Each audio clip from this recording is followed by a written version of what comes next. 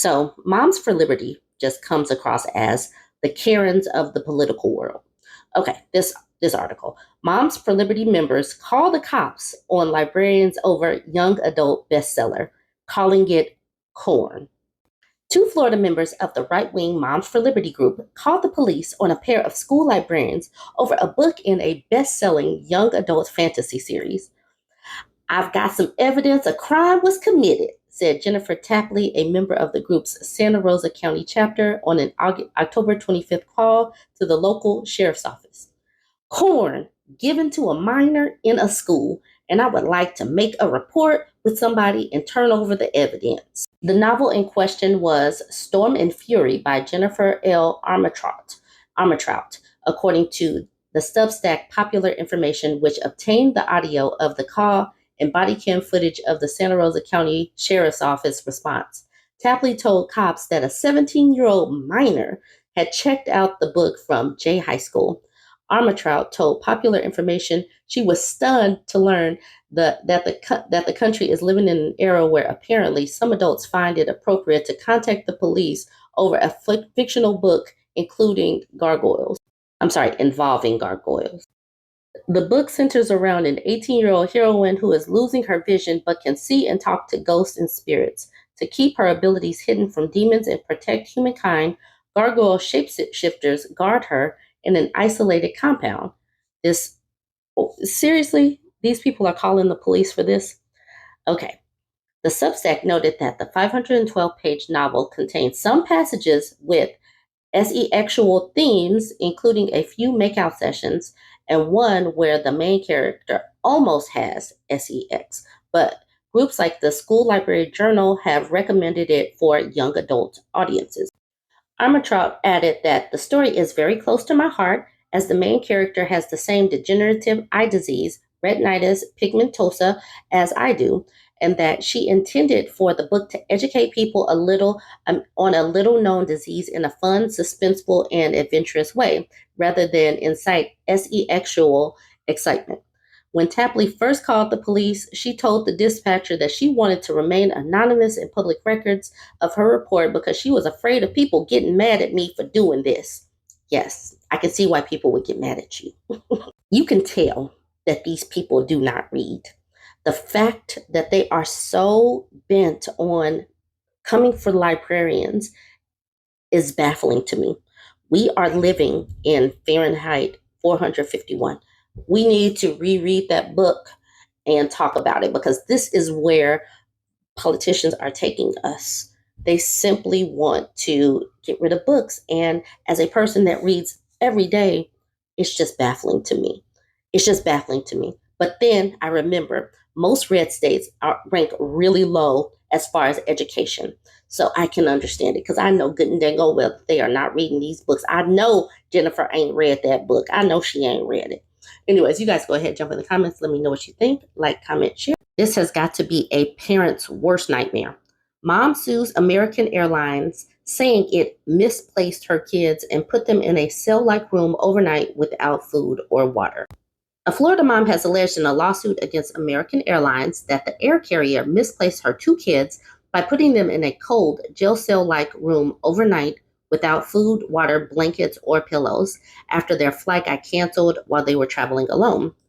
Amber Vincel's two boys, ages 10 and 12, are now scared to fly and worried that they will be lost or abandoned as a result of negligence by the airline, according to the newly filed civil lawsuit and the mother's attorney, David Jaroselich. American Airlines did not immediately respond for requests for comment. The kids, only identified as JV and RV, were traveling using the airline's unaccompanied minor service from Missouri to Syracuse, with a layover in Charlotte, North Carolina on July 30th, 2020. But their connecting flight was delayed several times before it was ultimately canceled. The suit, filed in New York last week, obtained by Insider, alleges. The airline called Vincel's partner, who was listed as the pickup person in Syracuse, where the kids were headed to visit his family, and told him that the children would be on a flight the next day at 9 a.m. Vincel's partner, identified only as Ted, was told that the boys would be in a nice room for unaccompanied minors and there were beds in their own bathroom. However, in the interim, the airline emailed Vincel on July 30th around 11:40 p.m., saying her kids would be on a flight just after 5 p.m. on July 31st, the lawsuit alleges, adding that the mother had no idea what flight her children would be on because of the conflicting information. Vincel tried to get in touch with the airline but couldn't get through the phone number it provided, according to the lawsuit. Finally, the lawsuit said a kind employee at Charlotte Douglas International Airport put the worried mom in touch with one of her kids. One of the sons told Vincel that they had had nothing to eat or drink since the night before, not even a pretzel or snacks that are usually given out by the airline. The airport employee, the lawsuit alleges, wound up giving the children some food and drinks. The lawsuit alleges that the kids were placed in a freezing, apparent, lost children's room at the airport that was akin to a jail cell and spent the night on a sofa with the lights on before they boarded the flight the next day to Syracuse. The worst part was they were in an airport. They could have been taken anywhere. They were in an airport with all sorts of nuts around. When Vincel later contacted American Airlines, a customer relations rep apologized and refunded the mother the $100 fee for the airline's unaccompanied minor service, the lawsuit says. American Airlines says on its website about the unaccompanied minor service, which it requires for children ages 5 to 14 traveling alone. We want your child to have a safe and positive trip. In the rare case that your child needs to stay overnight because of a missed connection, we'll arrange for overnight accommodations, meals, and supervision. We'll call if this occurs. The lawsuit alleges that the airline was reckless, careless, and negligent and broke its policy and procedures when it misplaced Vincel's kids.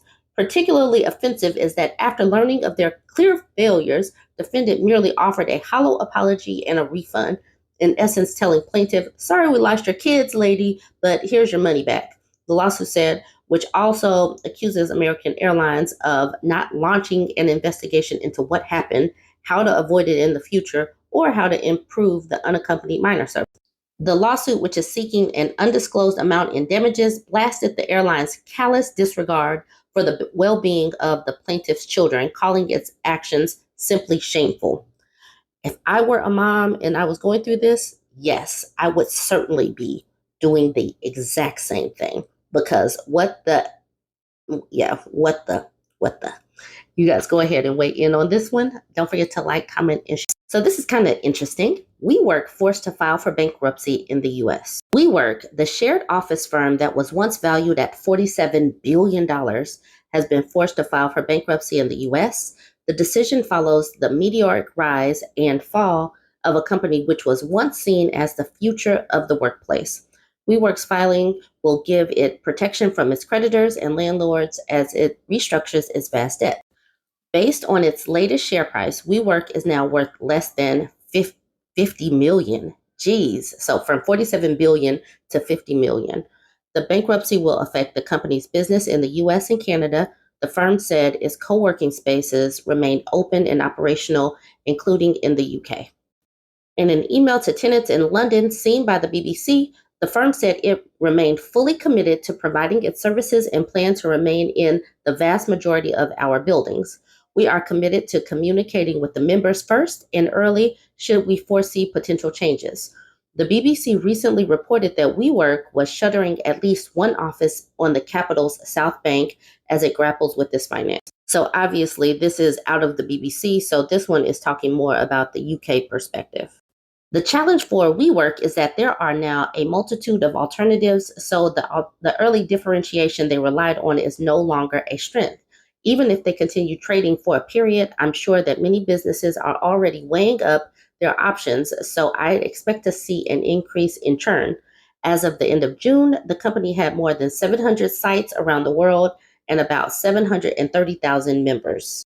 WeWork, which is loss-making, has billions of dollars in liabilities. In a statement late on Monday, it said that bankruptcy protection would allow it to further rationalize its commercial office lease portfolio while trying to ensure the continuity for its users. David Tolley, WeWork's chief executive, said he was deeply grateful for the support of our financial stakeholders as we work together to strengthen our capital structure and expedite this process through the restructuring support agreement. WeWork, which was founded in 2010 and was led by the colorful Adam Newman, leases office spaces where individuals and companies can rent and share space on a short-term basis. It became known for offering free-flowing alcohol in its offices, as well as bright and relaxed decor.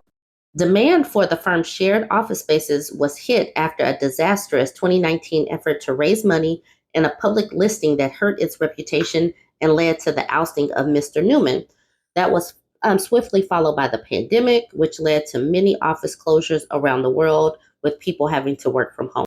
In the first half of this year, WeWork lost more than $1 billion, weighed down by the expense of operating its offices as well as other costs.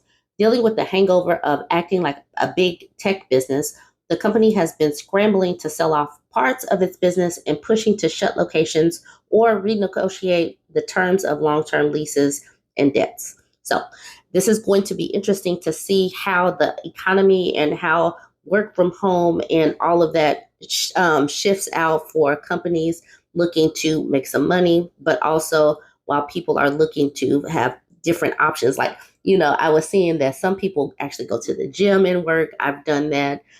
So people are going to be looking for different options, but obviously WeWork is not working for them. WeWork ain't working. Anyways, you guys go ahead and jump in the comments and let me know what you think about this one. Like, comment,